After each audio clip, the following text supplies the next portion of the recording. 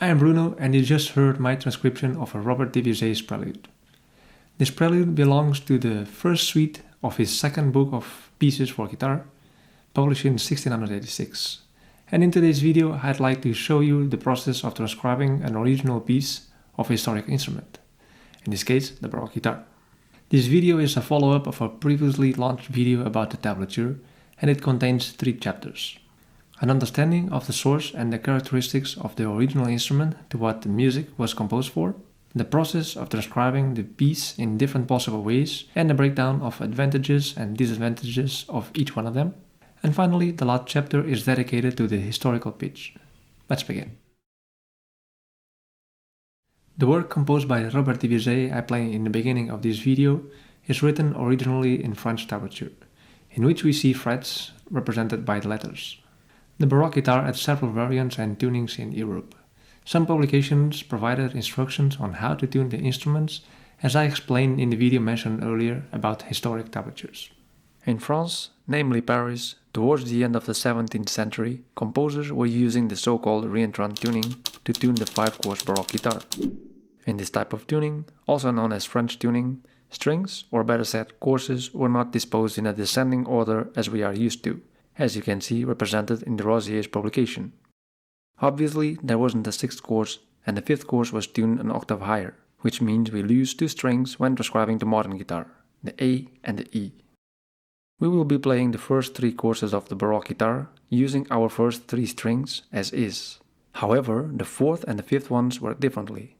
If we would want to remain true to the original instrument, we would have to play an added octave of every note played by the 4th string, which might become challenging when transcribing. The notes represented by the 5th course of the Baroque guitar will be played 1 octave higher than the modern guitar's 5th string, which we won't be using as I mentioned earlier. That means that the notes of the 5th course will be played mostly with the 3rd and the 2nd strings on a modern guitar, which in fact will be constantly used to play the actual 3rd and 2nd courses of the Baroque guitar. Let's see if we can make something up. The process of transcribing music is complex in terms of compositional choices. It is very personal when it comes to deciding what fits better with a modern guitar, and especially with the event we are performing at. I find the melodic texture produced by the reentrant tuning quite interesting, so let me show you 2 different versions of the first 4 measures, with and without taking the original tuning into account.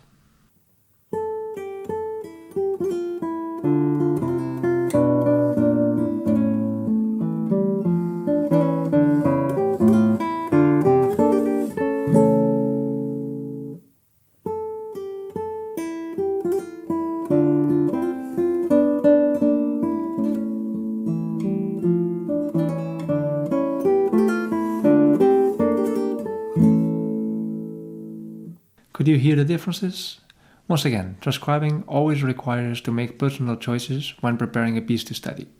As I listen more and more early music played with the original instrument, the more I miss the intertwined voices they produce due to their specific tunings. And that's why today I would like to show you different ways of transcribing this piece in a way to get a step closer to what could be the original composition while playing the modern guitar. I gathered a few examples to show you in real time how different a transcription may become according to the choices we make. Let's play the first 2 bars directly from the tablature, using the modern guitar's tuning first.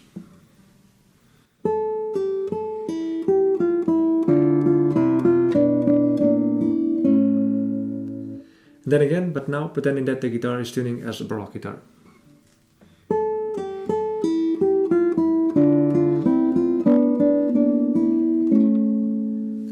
Quite different, right? As you could listen, the notes produced by the 5th course of the Baroque guitar actually resonate a third below the upper melody, which is a very different texture than having bass notes as we experience in the version of the modern guitar. In this case, I would prefer to listen to the descending parallel thirds, but it is up to you to choose which one you like the most. In the next example, we can experiment with the parallel octaves produced by the 4th course. Let's listen.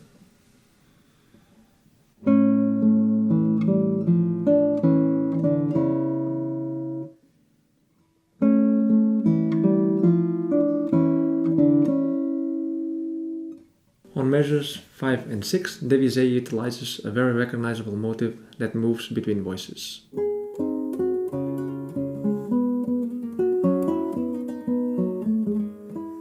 When we play it as the Baroque guitar would sound like, this motive descends in a regular and continuous fashion. And on the other hand, if we transpose it directly to the modern tuning, we still hear the motive moving within voices, but we lose their connection at a certain point. Once again, transposing the fifth course one octave higher will always produce a completely different result, which I personally prefer as voices intertwine among each other, creating very beautiful resonances just as intended by the composer. There are transcriptions, quite frequently used, that present a modernized version of the works by Debussy, even though they were based on the original tablature. For instance, this transcription made by Carl Scheidt presents the melody played on the first example using the real octave of the original instrument. However, on measure number 4, the lower melody is written one octave lower of what it would sound on the Baroque guitar. This is obviously an intended choice made by Scheidt. Frederick Note also published his book The Baroque Guitar, that includes transcriptions of music by Debussy among other Baroque composers. In this book, Note introduces the instrument and the sources utilized very well, and even provides an explanation to the choices made in his transcriptions. Referring to the use of a second inversion of a concluding G minor chord, Frederick Note says, "What we do know is that Debussy was embarrassed by such apparent solecisms in his guitar scores, and wrote that the instrument itself is the reason." Pointing to the limitation of the instrument to play the final cadence in a conclusive manner, due to the lack of a lower bass, which creates a weaker sonority for this cadence. We also know that when he wrote for the lute with its many extra bass strings, he never included this kind of unsatisfactory cadence.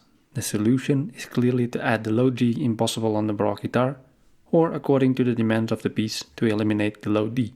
Here Note makes a very good point, but the question remains standing. Should we alter the transcribed piece and adjust it to the modern interpretation in a guess to what the composer may have wanted? Or should we arrange the notes in a way to produce the sonority as close as we can get to the original instrument by accepting its limitations? Before answering this question, let me present to you the advantages and disadvantages of modernizing the transcribed work. Using bass notes on the 5th and 6th strings provides a wider harmonic spectrum and dynamics that the Baroque guitar couldn't offer. The separation of the melodies that results from using lower octaves makes it easier to recognize new voices in case of polyphonic pieces.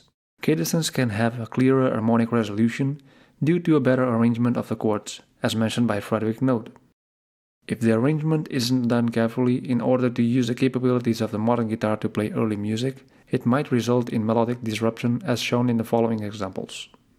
Altering an octave in the middle of a melodic idea disrupts it completely, leading us to think a new voice has started, when in fact all notes were part of the same melody. The fact that the 5th course produced the same notes of the 3rd and 2nd course was very handy to play fast melodic runs by using campanelas, but in reality this causes a lot of challenges when translated to modern guitar, especially if you want to reproduce the same sonority that resulted from this specific tuning. As I already mentioned, when transcribing an early music piece, we also have to take into account that instruments were tuned differently back then. There wasn't a standard pitch to tune the instruments, thus it could differ among composers. Nowadays it is common to use a lower tuning to play early music at around half tone lower. Let's watch and listen to some examples.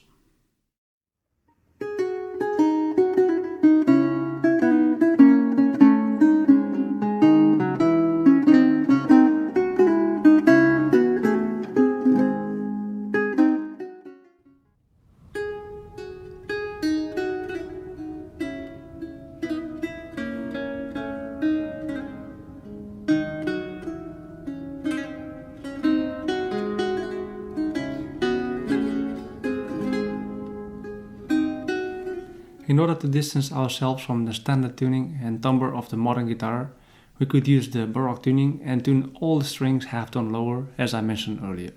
But that wouldn't be very practical when we integrate this kind of music with other styles in a performance, and it would be also very challenging to keep the overall tuning stable.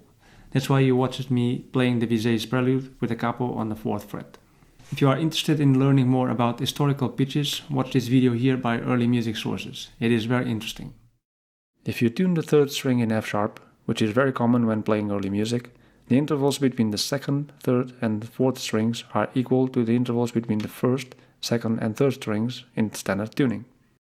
So now we play the exact same notes and frets as the fretboard would start from the 5th fret, with an extra higher string that wouldn't exist in the original instrument, which might help when transcribing. When using the capo on the 4th fret, we are actually lowering the tuning half step, achieving the desired tuning to play early music. In addition, the timbre of the instrument also changes as strings become shorter. This change produces a sweeter sound, just like the original instrument, which is nice in my opinion. However, it also becomes a little less clear when playing polyphonic music in comparison with playing without the capo. So it is quite personal, the end result of it. If you would like to keep reading more tips for your own transcription and interpretation, such as the ornamentation symbols presented on the original publication, for instance, and also to see a detailed comparison between the different possible transcriptions presented during this video, please consider becoming a patron to have access to this exclusive content. So, I hope this video brought you more enlightenment about this topic and that you now feel more confident to make your own transcriptions of early music or to analyze the already existent ones before starting to study them. If you enjoyed this video, please like and subscribe, and I hope to see you next time. Goodbye for now.